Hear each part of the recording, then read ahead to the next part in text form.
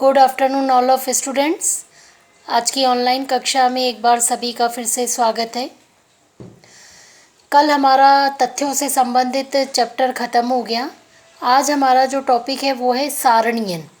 मतलब जब भी हम है ना सवाल करेंगे तो उसके पहले हमें ये मालूम होना चाहिए कि सारणी किस प्रकार की होती हैं, क्या उसकी विशेषताएं हैं और किस प्रकार से हमें उसको व्यवस्थित करना है। तो पहले हम सारणियन के विषय में समझेंगे। सारणियन क्या होती है, तो इसको हम ये कह सकते हैं कि जब भी कोई एकत्रित तथ्य हैं, उन तथ्यों का जब समुचित वर्गीकरण करके उन वर्गीकृत तथ्यों को जब एक तालिका के अंतर्गत कुछ स्तंभों या पंक्तियों में इस प्रकार से व्यवस्थित ढंग से जब सजा दिया जाता है ताकि उन तथ्यों की विशेषताएं व महत्व जो है तुलनात्मक दृष्टि से स्पष्ट हो जाए, इस प्रक्रिया को ही सारणियन कहते हैं। सारणी की विशेषताएं क्या है?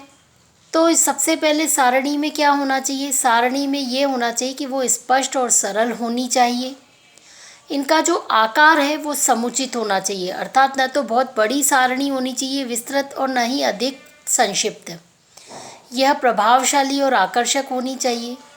एक अच्छी सारणी में जब तुलनात्मक सुगमतापूर्वक की जा सके, ऐसी सारणी निर्मित की जाना चाहिए।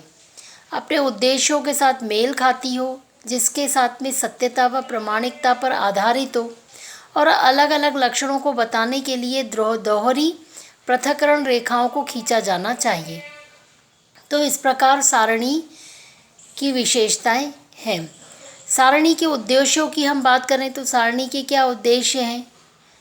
तो सबसे पहला है तथ्यों को स्पष्ट एवं बोधगम्य बनाना। सारणी द्वारा जब तथ्यों को इस प्रकार से जब हम व्यवस्थित करते हैं तो शोध से जो प्राप्त अव्यवस्थित तथ्य हैं, हम किसी प्रकार का निष्कर्ष नहीं निकाल सकते। अतः जब इनको सारणीयन करना इसका बहुत ज़रूरी आवश्यक होता है और इसीलिए ही तथ्यों को क्रमबद्ध रूप में रखने से एक ही दृष्टि में तथ्यों का जो पूरी सर्वांगीण स्थिति है वह स्पष्ट हो जाती है। इसी के कारण ही सारणीयन का महत्वपूर्ण उद्देश्य माना गया है। दूसरा है तथ्यों को क्रमबद्ध और व्यवस्थित करना। तो सारणी के माध्यम से का जो एक मुख्य उद्देश्य यह भी है कि जो एकत्रित तथ्य हैं उसको क्रमबद्ध रूप से प्रस्तुत किया जा सके और एक समान प्रकृति वाले जितने भी सभी तथ्य हैं उनको अलग अलग वर्गों में विभाजित करके पंक्तिबद्ध करके प्रदर्शित किया जा सके, जिससे कि आंकड़ों में जो अनियमितता होती है वो समाप्त हो जाती है। फिर तथ्यों को तुलना के योग्य बनाना। तो सारणी में क्या होता है कि तथ्यों को इस तरह से व्यवस्थित किया जाता है कि उनका तुलनात्मक अध्ययन सरलता से किया जा सके। तथ्यों का संक्षिप्तीकरण। तथ्यों के जो महत्वपूर्ण गुणों को न छिपाते हुए कम से कम स्थान में उसको इस प्रकार से प्रदर्शित करना ही उसका एक महत्वपूर्ण उद्देश्य होता है। और सामाजिक प्रेरणा देना, अर्थात क्या कि सारणी के माध्यम से जो आर्थिक स्थिति हम बताते हैं उसकी तुलना आदि प्रदर्शित करते हैं, उसी तरह से सामाजिक क्षेत्र में भी सारणियों का उद्देश्य जनता के विषय के प्रति प्रेरणा देना ही होता है। तो इस प्रकार से ये सारणी के विशेषताएं और उद्देश्य हुए। अब सारणी के प्रमुख भाग क्या हैं? तो हम उसके प्रमुख अंग और उसके मेन पार्ट्स की यदि हम बात करें तो सबसे पहले हमें एक चीज़ दिखाई देगी कि सारणी जो है, सारणी में सबसे पहले होना चाहिए क्रमांक। प्रत्येक अध्ययन में तथ्यों के अलग अलग विवेचन के आधार पर अलग अलग सारणी होती है। प्रत्येक सारणी के लिए अलग अलग सारणी क्रमांक होना चाहिए।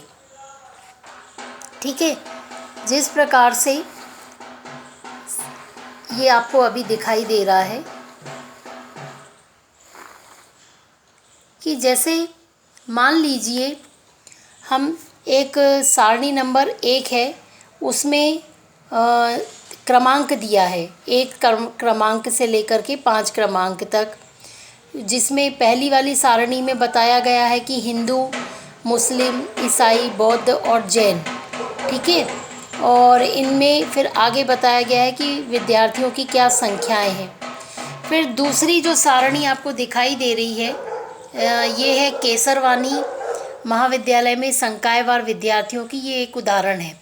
तो इसमें क्या है, दूसरा जो मुख्य अंग है वो है शीर्षक। तो सारणी को स्पष्टता करने की दृष्टि से सारणी की संख्या के नीचे हमें उसका शीर्षक देना चाहिए और शीर्षक बहुत स्पष्ट और उद्देश्यपूर्ण वाला होना चाहिए। जैसे क्या है, केसरवानी महाविद्यालय में संकायवार विद्यार्थी, यानी हम किसी महाविद्यालय में किस संकाय में कितने विद्यार्थी हैं उसकी संख्या को यदि हम प्रदर्शित करना चाहते हैं तो किस प्रकार से करेंगे। ठीक है, तो सबसे पहले पहला क्रमांक बता दिया 1 2 3 4। तो पहला संकाय क्या है, कला संकाय। तो कला संकाय में कितने विद्यार्थी हैं, 575। फिर दूसरा वाणिज्य में कितने हैं, 415। शिक्षा में कितने हैं, 220। कंप्यूटर में कितने हैं, 375। और टोटल कितने हैं, तो 1585 टोटल विद्यार्थी महाविद्यालय में संकायवार हैं। फिर तीसरी बात हम करते हैं खाने एवं पंक्तियों के शीर्षक व अनुशीर्षक की। सारणी में खड़े और आड़े खाने में विभाजित रहती है। इसमें खड़े भाग को हम उद्र्ग खाने को स्तंभ कहते हैं और आड़े या पड़े हुए भाग को क्षैतिज को कतार में कहते हैं। इन खानों और कतारों को उपशीर्षक भी दिया जाता है ताकि तथ्य स्पष्ट हो सके। फिर आकार की बात करें तो सारणी का आकार भी बहुत अपने आप में महत्वपूर्ण होता है। सारणी बहुत बड़ी नहीं होनी चाहिए। फिर अगला है रेखा खींचना एवं रिक्त स्थान रखना। तो सारणी में आकर्षकता के लिए रेखाएं भी खींचनी चाहिए, विभिन्न खानों में पर्याप्त स्थान रखना चाहिए। पदों की व्यवस्था, तो सारणी में खानों एवं पंक्तियों में आंकड़ों से संबंधित सभी पदों को वर्णनात्मक भौगोलिक आधार पर व्यवस्थित रूप से प्रदर्शित किया जाना चाहिए। फिर टिप्पणियाँ, फुट नोट कुछ यदि देना है तो यदि किसी विशेष संख्या या प्रकृति को अलग से स्पष्ट करना है तो उसके ऊपर कोई एक विशेष चिन्ह का, धन का चिन्ह, स्टार का चिन्ह अंकित करके पृष्ठ के नीचे टिप्पणी में विस्तार से स्पष्ट कर देना चाहिए। ठीक है, तो इस प्रकार से जैसे नीचे सारणी क्रमांक 3 में दिया है रानी दुर्गावती विश्वविद्यालय के खिलाड़ियों का प्रकार। तो इसमें जो है खिलाड़ी विशेष रूप से, इसीलिए उसको स्टार के चिन्ह से बताया गया है। तो इस प्रकार हम सारणी के अंदर निर्माण करते हैं कि सारणी में मुख्य मुख्य क्या उसके भाग हैं। तो पहला सारणी क्रमांक, फिर उसका शीर्षक, फिर उसमें खाने एवं पंक्तियों के शीर्षक व अनुशीर्षक, उसका आकार, रेखा खींचना एवं रिक्त स्थान रखना, पदों की व्यवस्था, टिप्पणियाँ। इस प्रकार हम सारणी का निर्माण करते हैं।